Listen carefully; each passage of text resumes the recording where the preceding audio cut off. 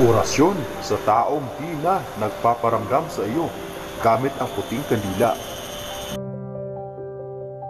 Pero bago ang lahat ng yan, kung bago ka pa lang sa channel na ito at gusto nyo ang mga ganitong usapin, ay inaanyayahan ko kayong pindutin ang subscribe button at ang bell icon nang sa ganon ay lagi kayong ma-update sa tuwing may bago tayong upload.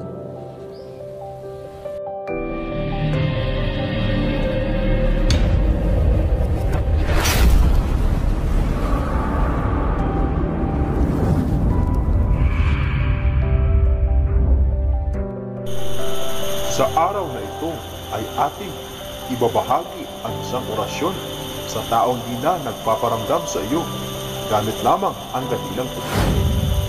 Ito ay pwede sa lahat tulad ng karelasyon, asawa, anak, kaibigan, kasintahan, o maging sa may mga utang na di na nagpaparamdam sa iyo o ikaw ay nakalimutan na.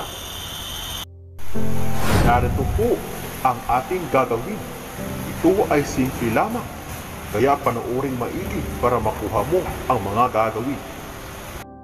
Dasal lamang ito sa gabi bago ka matulog.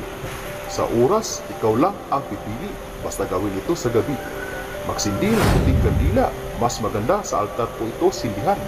Kung walang altar, ay gawin sa lugar na tahimik at yung hindi ka maiisturbo.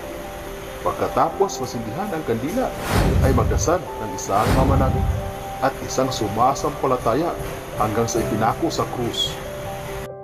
Pagkatapos ay banggitin ang buong pangalan ng tao na iyong target at ang iyong nais o hiling mo sa kanya. Paunawa lang po, bawal po ang mga hiling sa kanya na di ka nais-nais o ang hiling na makakasira sa taong iyong tinatawagan. At isunod ang orasyong ito ng 3 beses. Agiti homoro, agiti homoro, agiti homoro.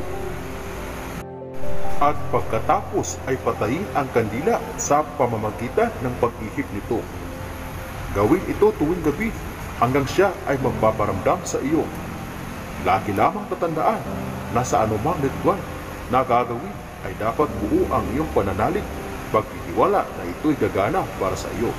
At syempre sabayan po ito ng pagdarasal para lubos mong makuha ang bisa nito. Hanggang dito na lamang ang ating kaalaman para sa araw na ito.